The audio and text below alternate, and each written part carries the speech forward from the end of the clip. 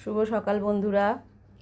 দেখো সকাল সকাল কি চকচকে রোদ বেরিয়েছে, মনে হচ্ছে যেন শীতের আমেজ আসছে, যেহেতু কালী পুজোর সামনে। ওই জন্য বারান্দায় দাঁড়িয়েছিলাম।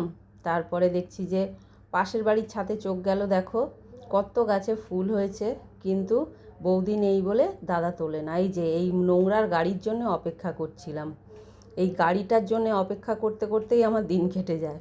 তারপরে দেখো ওপরে এসে একটু কাজ সেরে নিয়ে চা খেলাম একটু। আজকে আর বিস্কুট ফিস্কুট খাইনি, ভালো লাগছিল না। তারপরে চান টান করে রান্নাটা বসিয়েছি। ডালগুলো খালি দেখছি যে কিরম একটা দলা দলা পাকিয়ে যাচ্ছে কৌটোয় রাখলে। কিভাবে রাখলে দলা পাকাবে না একটু তোমরা কমেন্টে আমায় জানিও না। দেখো ডালটা আমি রোদেও দিয়েছি, এতটা ডাল তো আর একবারে খাওয়া যাবে না। তারপরে একটুখানি ডাল ভিজিয়ে নিচ্ছি, রাতে কাজে লাগবে। ওই জন্য একটু ডাল ভিজিয়ে রেখে দিচ্ছি। নিরামিষের দিনগুলো হলে খুব অসুবিধাই হয়। আর এই দেখো রান্নাটাও হয়ে গেছে, গরম গরম ভাত করেছি। আজকে সেরকম কিছু রান্না করিনি, একেই তো মানে নিরামিষের দিন, তার মধ্যে আমার কর্তা সকাল সকাল চলে গেছে কাজে। এই দেখো করেছি ভেজ ডাল, যা ছিল ঘরে তাই দিয়েই চালিয়ে নিয়েছি।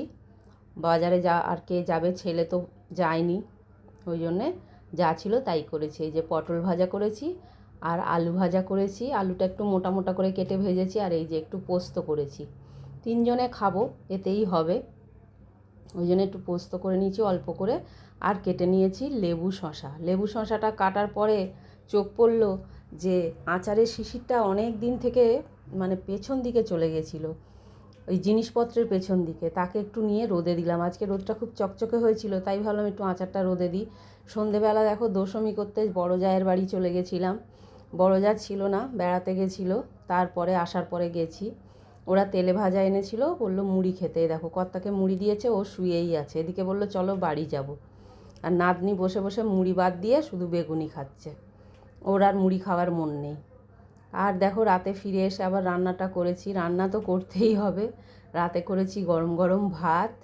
সেরকম কিছু রাতে আর আমি করিনি, কারণ সবই ছিল একটু একটু করে। এই দেখো ডাল একটু ছিল, ওই দুপুরেরই ভেজ ডাল, পোস্তও ছিল একটু। তিনটে মানুষের আর কত লাগে আজকে। আর ওই দাদা খাবার নেয়নি, আজকে অন্য একজন নিয়েছে, তবে এই দিয়েই হয়ে গেছে। করেছি বড়া আলুর তরকারি, আর এই দেখো একটু বড়া ভাজাও রেখেছি। আর লাস্টে একটুখানি আলু ভাজছি। এই আলু ভাজাটা একটু গরম গরম খাবো বলে, মানে যে কোনো ভাজা একটু গরম গরম ভালো লাগে, ওই জন্য লাস্টে বসিয়েছি। গ্যাস কমিয়ে কমিয়ে করতে করতে আমার ছেলে চলে আসবে। ছেলে এসে গেছে, কিন্তু ছেলে তো গোপালকে শোয়ায় রাতে, ওই জন্য গোপালকে শুইয়ে দিয়ে তারপর ওপরে আসবে। এই হচ্ছে আজকে আমার রান্না বান্না, আর আজকে আমার সারাদিন। তোমরা সবাই ভালো থেকো, শুভরাত্রি।